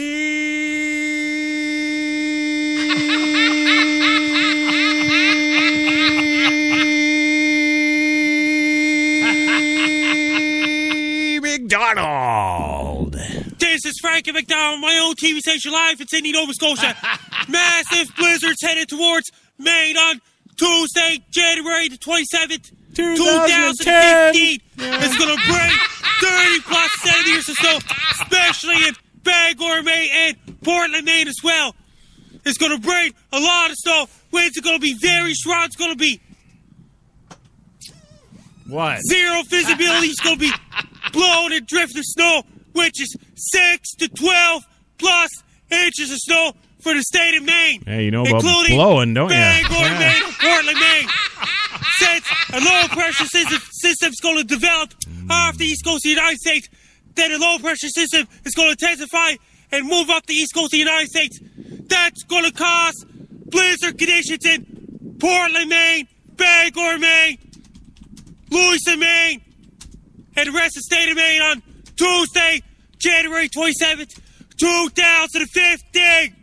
It's going to bring blizzard conditions, howling winds, blowing and drifting snow, wind conditions, and zero visibility. It's going to be very strong winds, blowing and drifting snow for the state of Maine, including Portland, Maine as well. It's going to be an intense snowstorm with blizzard conditions on Tuesday, January 27th, 2015. In Maine. People in Maine, be prepared. Have your winter boots ready, have your winter jackets ready. Hats, gloves, scarf, and ski pants is ready. Order your pizzas and order your Chinese food. Buy cases of Pepsi, buy cases of Coke. Do your grocery shopping. Don't wait till the last minute. Do it right now. Have your iPads charged. Have your iPods charged. Have your cell phones charged. Have your laptops charged. Have your tablets charged. Have your 3G, 4G ready. When the go 3G? Don't walk too far. If you don't like the blizzard, don't go outside. 3G. You got because it's going to be blizzard conditions. When you drive the car, take your time, drive the car. Slow down so you don't get in car accidents. Make sure to have your shovels ready, snow scoops ready, snow blowers ready, snow plows ready, and salt trucks ready as well. Drink lots of green tea, white tea, red tea. Drink lots of green tea to give you warm. Have your furnaces ready. Turn on your furnaces to keep the house warm. Since it's going to be a massive blizzard for Maine on Tuesday, January 27, 2015. Damn, he's good. Turn the heater on. If you have anybody living in Maine, be prepared for a massive blizzard on Tuesday, January 27, 2015. Best luck to you. People in the state of Maine, you too. Be prepared for a massive blizzard on Tuesday. Take care, stay safe. Don't get caught in a massive blizzard. Stay warm, be safe. Dink. Oh, no, I would say, go ahead. Yeah. He's a dink. That was all I was going to say. He's a frickin' dink. Yeah. That's fine. That's fine. Because, I'm going to do it, you little pecker. Yeah. That's right. How's your throat, Frankie? He needs love, Chris. Come on. Oh, I'm about to give it to him.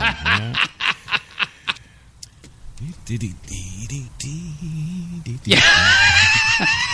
Oh, there you are. Hey, how's it going, everybody? Good morning, Frankie. Okay, guys. I'm going to do a video about the guy eating 50 hot dogs at once. Really? You going to do videos in HTLA here eating hot dog? Here, no. No, I got a much better idea for you. I got a hot dog right here. Hang on. There we go. There you go, Frankie. Eat this. Here you go. Here you go. Yeah. Yeah. Oh, yeah. See, you are talented. Oh, yeah. Oh. Yeah. Oh.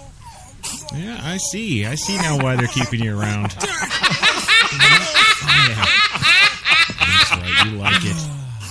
That's right. Who's your daddy?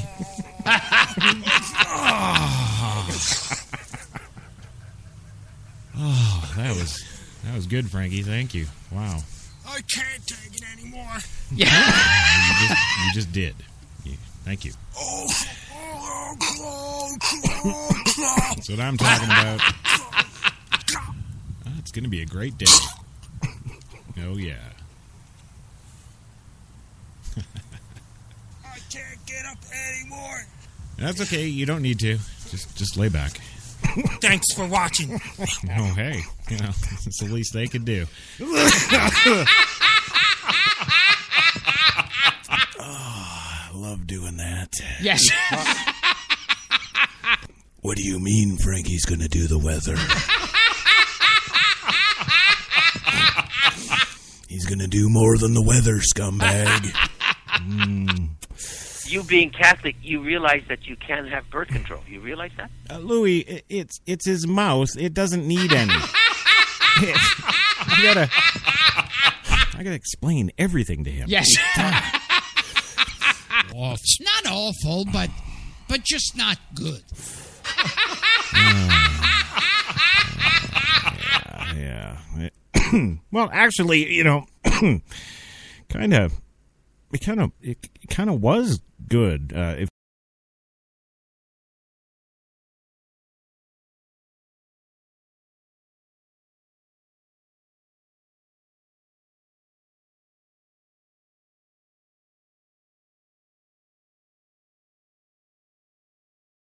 Chris, come on. Well, you ain't getting it from me. No. So, wow, that's another half hour of my life I'll never get back. And, sure as shit, same to you, the listener. Yes. And now I have the green light, the thumbs up, yes, from the BLIC. Yeah. Yes, I know. To some of you, that's Blick, but here it's Black Lady in charge. That's right, and she's giving me the official HTLA thumbs up. Actually, a double thumbs up is what I got. Yes. And she gave me the double thumbs up here to go on ahead with, the rest of my show now. Thanks a lot. Yeah. But before we do that, I've got a little joke to share, and this actually came to me through, see, I can't even give her credit. I can't say that, Sharon Chesley, gave me this joke, but of course I'm gonna anyway. Yes, this joke comes to us from Sharon Chesley, so don't freaking blame me. So, but I'm going to change the names, to, protect the innocent. Yes. Right. Okay. Here we go. Everybody ready? Yeah? Yes. You guys all good to go? Louis, are you awake? No, I don't, because I asked him, I said, well, fly out here and I'll film you. Okay. All right, good. Glad to see you ready to go. Okay, here we go. And remember now, this is, Phil, you probably have heard it, but probably not told quite this way.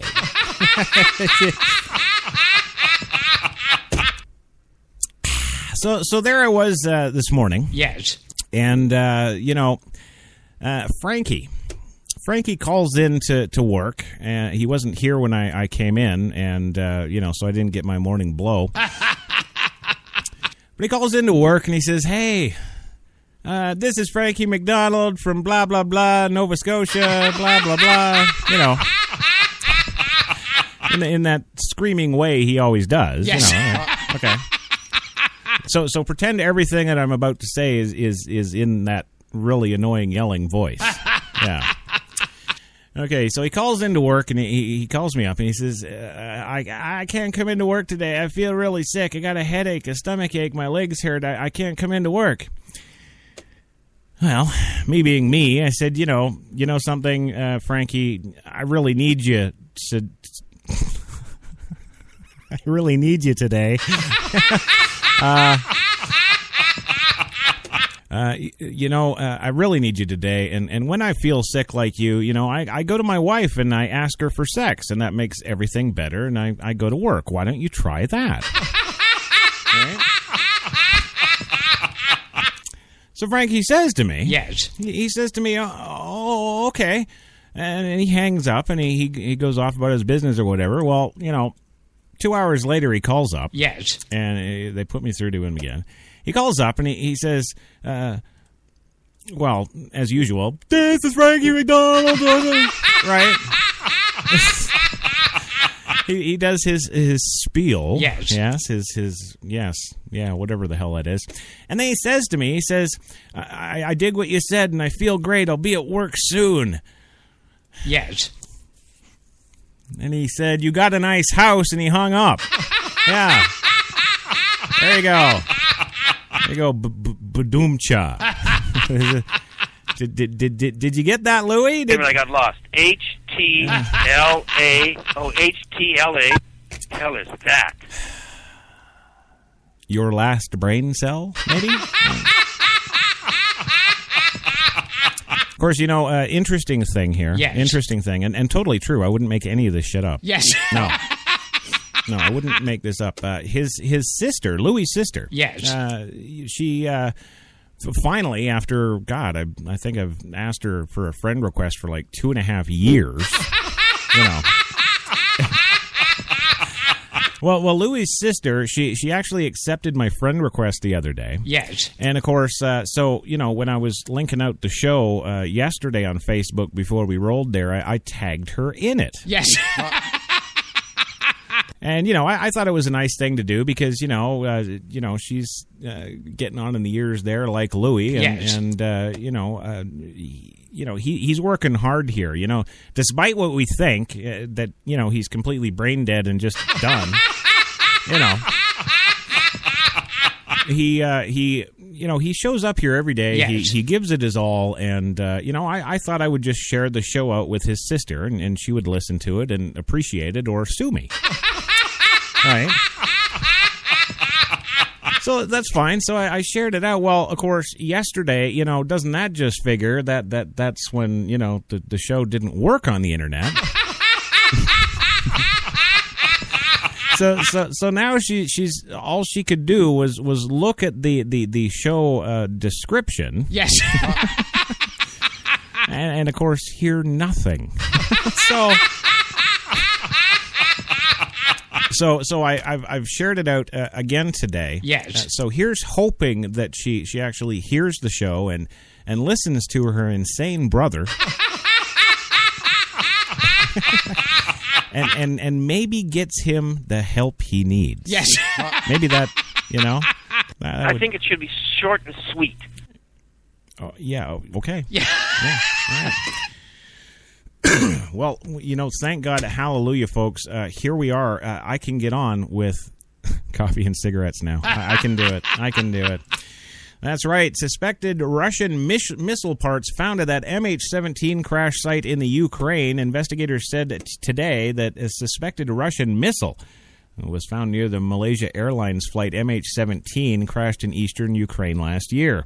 The parts are of particular interest to the criminal investigation as they can possibly provide more information about who was involved in the crash of the MH17. The Joint Investigation Team said in a statement with the Dutch Safety Board today, the development marks the first time investigators confirm potential physical evidence related to the July 17, 2014 crash that killed 298 people on that airplane. Investigators nevertheless stopped short of linking the crash of the MH17 to the new find, which the team and board says contains components possibly from a Russian-made Buk surface-to-air missile system. They've even got the serial numbers. At present, the conclusion cannot be drawn that there is a causal connection between the discovered parts and the crash, the team wrote. The investigation team is made up of representatives of the Netherlands, Ukraine, Malaysia, Australia, and the United Kingdom, as well as the United States and Russia. The MH17 crashed in territory in the Ukraine held by Russian-backed rebels while it was en route from Amsterdam to Kuala Lumpur, Malaysia. The rebels and Ukrainian government forces blamed each other for shooting down the plane, with the latter accusing the rebels of using a Buk missile system supplied by Moscow. Yeah. Well, both sides still deny responsibility, and Russia also disputes the allegations from Kiev. A full report on the criminal investigation into the crash is due by the end of the year. The Dutch Safety Board also plans to release a report likely in October. Can anybody say World War III? Well, hey, enough of the bad stuff. How about some good news? Yes.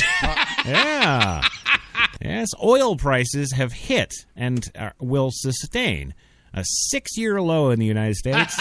Yes, they will. Yeah, I know you're laughing because you walk everywhere. Yeah. Well, oil prices hit a 6-year low today, reacting to the devaluation of the Chinese yuan and the report of a higher Iranian oil production. West Texas Intermediate, the benchmark U.S. crude for September delivery, closed at 43.8 cents a barrel on the New York Mercantile Exchange, down $1.88. Interesting fact. Yes. $43.08 per barrel on the New York Mercantile Exchange, down $1.88. Yes. Apparently the lowest since 2009. Yes. When I was a kid, and I had my first car, I was 16 years old. I think it was like 1984, 83. Yes. Right?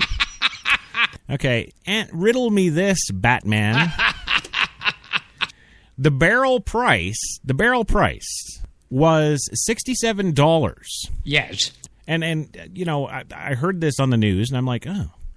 Okay, well, they're talking about a 60-gallon barrel drum, yes, right? And barrel of the crude there for $43.08. Back when this happened in '83, gasoline was 79 cents per liter because, of course, I'm Canadian. Yes. Right? Okay, well, you figure there's roughly 3.5 liters to a gallon. Yes. So 79, the 140, you carry the 1, you do the 2s and the 30s, right? Basically works out to, well, just under $3 a gallon. Yes. Right? Yeah, now we're looking at $43.08 a barrel, and the gas stations are putting it out at like, $2.99, $2.95 a gallon. Yeah, but the barrel is, $25, $30 less than it was then. So,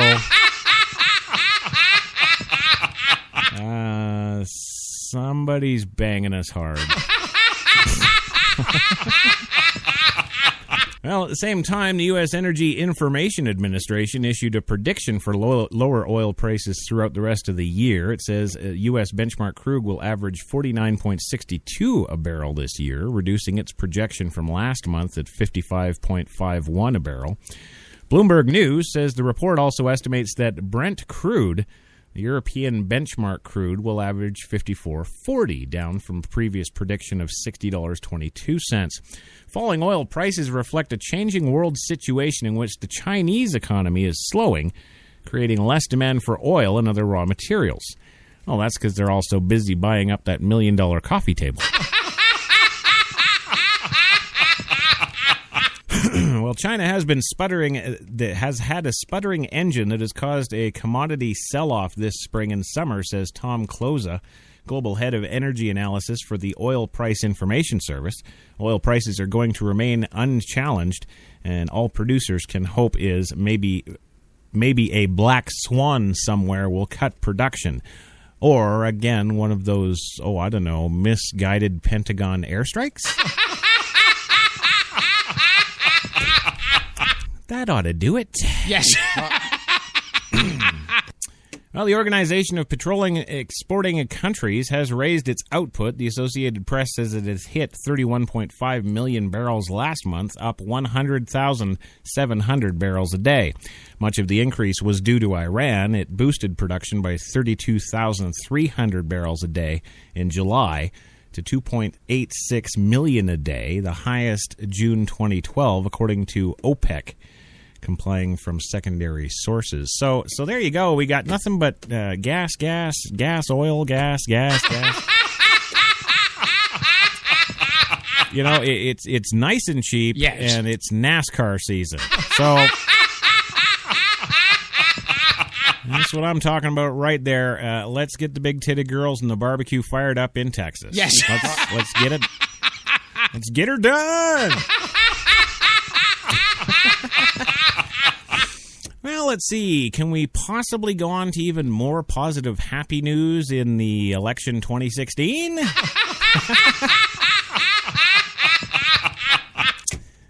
No. Oh, I don't know. Who the hell knows? This show's educational, and I haven't read it yet. Well, businessman Donald Trump continues to lead the Republican field in Iowa, a new Suffolk University poll finds, but his performance in last week's opening debate has dented his standing among GOP partisans and cost him some ground in the state that will hold the first presidential contest next year. Also hit former Florida Governor Jeb Bush. Yes, the drooling moron sank to 7th place. Yes. From 3rd place in the Real Clear Politics average of Iowa polls over the last month, he now narrowly trails Carly Fiorina. God, she was 13. Florida Senator Mark Rubio, of course, scores the biggest boost, rising from 8th to 3rd. The survey of 500 Iowans likely to participate in the Republican caucuses, taken by a landline and cell phone from Friday through Monday, is one of the first quantitative measures of the impact of Thursday night's debate in Cleveland, hosted by Fox News. Oh, but wait, it wasn't just hosted by Fox News. Yes. No. Fox News and Facebook. Yeah. There you go. See? Educational. Learn something every day. Look at that. That's right. Fox News and Facebook. It comes as the repercussions of the encounter, which drew 24 million viewers nationwide. It's still being sorted out in a contest where support is scattered. Indeed, 1 in 5 remain undecided in the new Iowa poll. Well, then you don't have shit. What are you doing? 1 in 5, that's like 20%. Okay, yes. So 20% can't make up their minds, but we'll give you the numbers as we see them. Yes. Mr. T would be proud of you. Yeah. Thank you, Louie. Thank you. Yeah. About fucking time. Move on. Move on. Yeah, okay. All right. Oh, Jesus. Seinfeld. Hey, can I see your dick? There you go. Yes, Fox and Facebook and 20% plus or minus. Who cares? Trump sucks. Yeah. Yes, that's really what they mean. Trump leads the field at 17%, followed by Wisconsin Governor Luke Scott Walker at a scant 12% and Rubio at 10%. The survey's margin of error magically is only plus or minus 4.4. Even though those 1.5 or 1 in 5 aren't decided. Well, they don't count. They didn't decide. So, in the interest of, keeping HTLA shows educational. Yes. Okay. I will attempt to do the math. The poll would be correct. Margin of error is plus or minus 24.4%. There we go. That's a little frickin' more honest pricks. Yeah. Well, the results reflect a dip in support for Trump and Walker compared to statewide surveys taken over the last month and averaged by realclearpolitics.com that should be realcloudyshit.com. Well, that could hearten establishment Republicans who speculate that Trump's tendency towards the inflammatory at some point will stem in his unexpected rise to the top of the GOP field. It already has. Well, the Suffolk survey has warning signs for Donald Trump by 2-1. 55% to 23% of those surveyed say watching Trump in the debate made them feel less comfortable rather than more comfortable with him as a candidate for president. Well, that's exactly the guy I want in the White House negotiating with, Iran? Just hear the little sand spiders now. They're like, "Ooh, I don't like this President Trump. He is going to screw us. We must do something." Ahmed, Al Akbar, Al Akbar. Yeah. 54% majority also reject Trump's complaints that he was treated unfairly by the Fox News anchors. Wow, do you speak English and can you hear? Treated unfairly, the woman jumped on him with blanket statements about women across the entire world. Yes.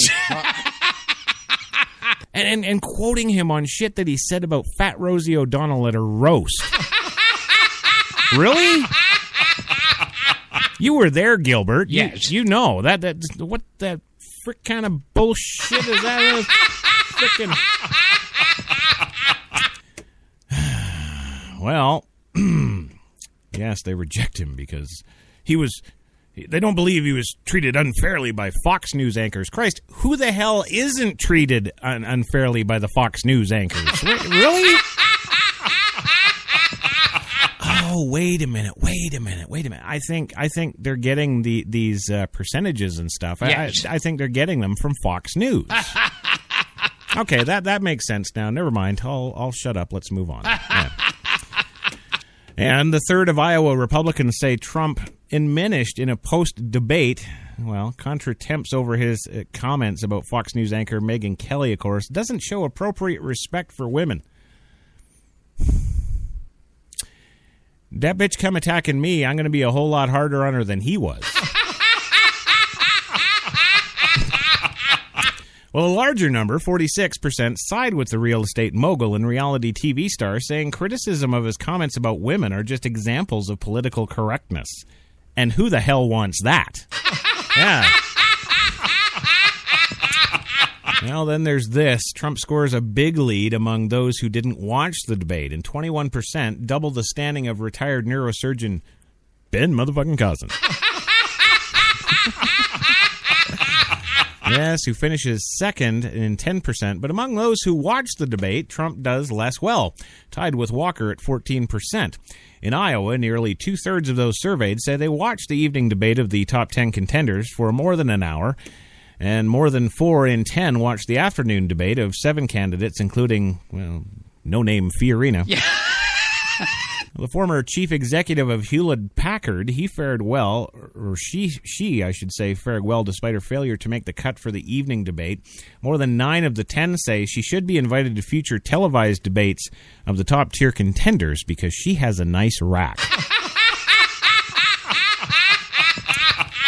Well, among those who watched the afternoon debate, more than 8 in 10 say Fiorina impressed them the most.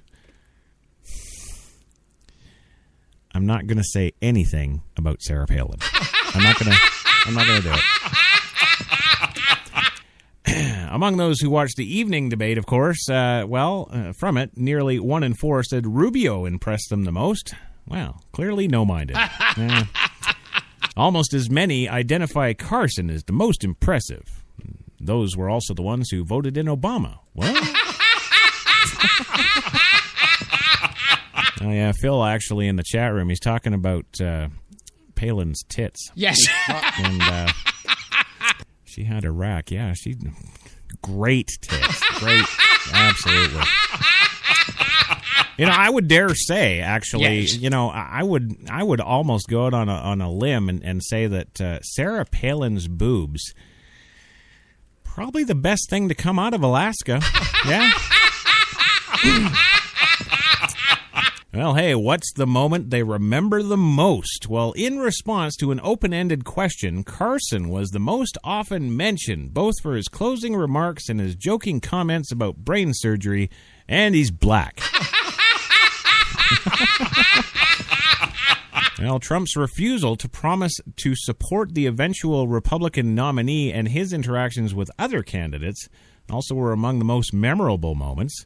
So was the confrontation between New Jersey Governor Chris Christie and Kentucky Senator Rand Paul over the balance between national security and personal privacy. But less than 1% of those surveyed recalled the moment involving Jeb Bush. And just 2% say he impressed them during the debate. Well, of course. Come on, 53rd in the world in education. You're gonna have you're gonna have some Jeb supporters. You just are. You just are. Yes. Well, support statewide for Florida governor is now 5%. Yes. Well, the standings in order. It goes Trump, Walker, Rubio, Carson, top 9%. Senator Ted Cruz, 7%. Fiorina, 7%. And Bush, Ohio Governor John Kasich, both of them sitting at 3%. Former Arkansas Governor Mike Huckabee, Paul, and Christie, all at a big, fat, old 2%. Yeah. Well, Thursday's debate breathed life into the campaigns of Rubio, Carson, Fiorina, and Cruz, says David Pelagos, director of the Suffolk University's Political Research Center. Man, imagine having to research politics all day, every day. Really? Yes, he says, of course, they had little opportunity to compete with Trump's intake of all the political oxygen.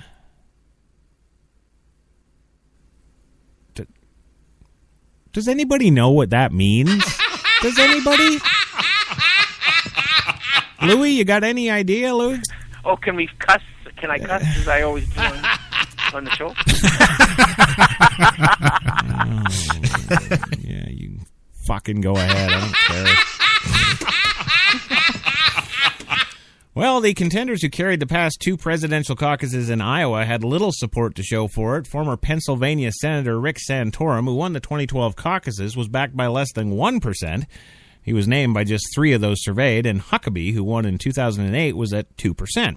When asked for their second choice, a question that helps measure a contender's room to grow as the field winnows, Carson, Rubio, and Cruz and Walker were named by at least 10% of those surveyed, and Trump was named by 6%. I don't know, what we're supposed to get from all this. Yes. The whole thing doesn't really start happening till, I don't know, middle to end of next year. I certainly do not, under any circumstances, want to keep talking about this shit for another year and a half. I don't want to do that. So, that was a mistake on my part. It probably was. Yes. Yeah, I think so. Yeah. It probably was, Louis. I'll definitely blame you. You're Canadian. Yeah. But, I don't know. Okay, it's good. It's all good, sure. And Trump is in a huge lead, and all you media folks are pissed about it. So okay, really? So you got to come up with, made-up shit about, oh, you hate women. I think every woman that Donald Trump has ever met. Yes. I think he's given them all 10 million each or more. Yes. I don't hear any of them complaining. It's not like they're coming out of the woodwork like Bill Cosby. Oh, he raped me and only gave me a yacht. Actually, more accurately, yes. He raped me and gave me part of Saudi Arabia. Do you hear any of that? No. See, that would be credible. Certainly not all these ugly 70-year-old black women. No. That's right. Cosby, you know, for those allegations to be true, he'd have to actually be blind. He couldn't, you know, well, okay, fine. Granted, maybe, yes, maybe because, yeah, it happened, you know, 40 years ago, but, oh, wait, there's a problem. Okay, let me get this straight. You, got raped 42 years ago by Bill Cosby. Yeah. That stuff was so outlandish. I even put up a picture of me on my Facebook saying I got raped by Bill Cosby. So, you know. No, it's true. I did. Yes. Yeah, I did. I was out there right after Kirk Cameron came out and said he got fucked by Bill Cosby. Well, you know, after all that good news that I've just shared with y'all now, you know, we started off with a whole bunch of bad news. Yes. You know, it's just gotten worse and worse and worse. And then, of course, you know, there's light at the end of the tunnel with a couple of happy stories like, you know, politics. And but now, unfortunately, gang, I'm here to tell you, and I guess this also goes to Apocalypse's claim that this show is educational. Yes. I do have to break it to the world right now that the astronomers have confirmed today. Yes. It is official. It is official. The astronomers, the World Astronomers Organization actually has confirmed today that our universe is dying. And you're probably sitting there asking yourself, yeah, like you know, jackass. Yes. Well, how does one confirm that the universe is slowly dying? Well, for starters, you use as many space and ground-based telescopes as you can get your hands on. That's according to Simon Driver, a principal investigation with the Galaxy and Mass Assembly Gamma Project. Driver explains that the group used those telescopes, including powerful ones from NASA and the European Space Agency and at the Perennial Observatory in Chile, to measure the energy generated by more than 200,000 galaxies. Billions and billions of stars. Well, it's a measurement unprecedented in its precision, and a press release explains that the most comprehensive assessment shows that the energy produced in that corner of the universe has been halved over 2 billion years. Each of those 200,000 galaxies has an energy output measured across 21 wavelengths spanning from the ultraviolet to the infrared. Yeah. Oh, damn, Apocalypse is right. We're educational.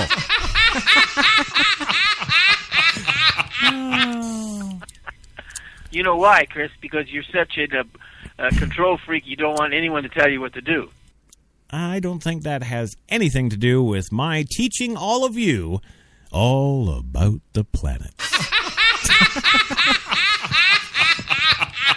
Well, energy production is flagging across all wavelengths. The universe is slowly dying, the release puts it. That's not actually the first time such a statement has been uttered. Scientists have been aware of the fading for nearly 2 decades, but it's the all-wavelength determination that makes this data, presented by the Gamma Project yesterday at an international astronomical meeting in Hawaii, noteworthy. This pretty much closes the case, Ohio State University astronomer John Beacom tells NPR. It is all coming to an end. He paints the universe as becoming a bleaker and bleaker place to live, but takes solace in the fact that the lights won't go out for at least 3 more weeks. Oh, sorry, I misread that. Yes. It won't be coming to an end for a few billion more years. Well, NASA scored a photo of the moon unlike anything you've ever seen before, but too bad for you, this is radio, bitches. That's right. Oh, and not only is it radio, but we're done. That's right. Thanks for tuning in to Ranch Talk. Yes. Show from Texas where we talk about ranches and shit. I want to thank the one, the only Louis Lawless, as always. I nearly got kicked out of a theater. I can't remember what I saw about 2 weeks ago because I was booing and screaming. Yeah, I want to thank the one, the only Louis Lawless, as always. It's just life, and I love doing it. I love doing these kind of stories anyway. Much better. Also want to thank the one, the only Gilbert Gottfried. Thank you for listening and support the show for the love of God. Seinfeld. Hey, can I see your dick? Oh, yeah. That's right. And from all of us to all of you out there in listener land, can we see your dick place? Yes. Gilbert, give him the social media links. Don't forget to follow us on our Facebook page. Yep. On Twitter. You bet. And on Instagram. That's right. And I'm sure on Pinterest and a whole bunch of other shit, just search for us.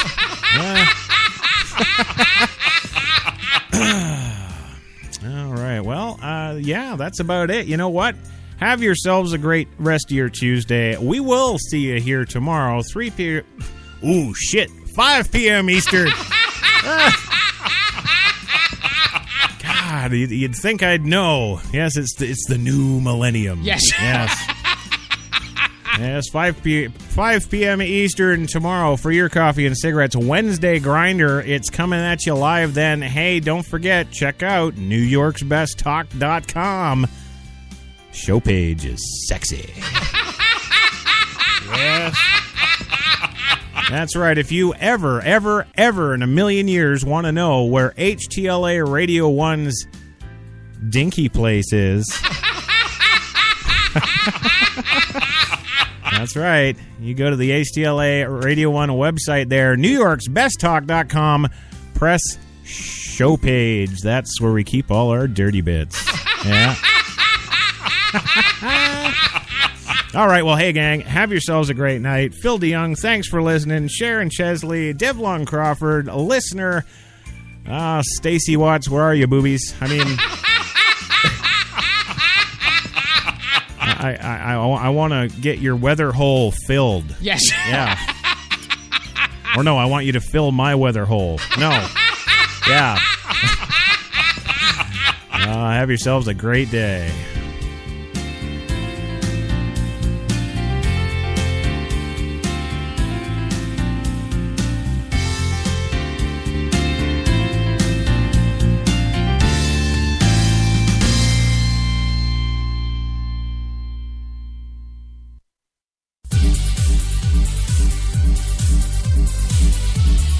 We're New York's best talk radio, HTLA Radio 1.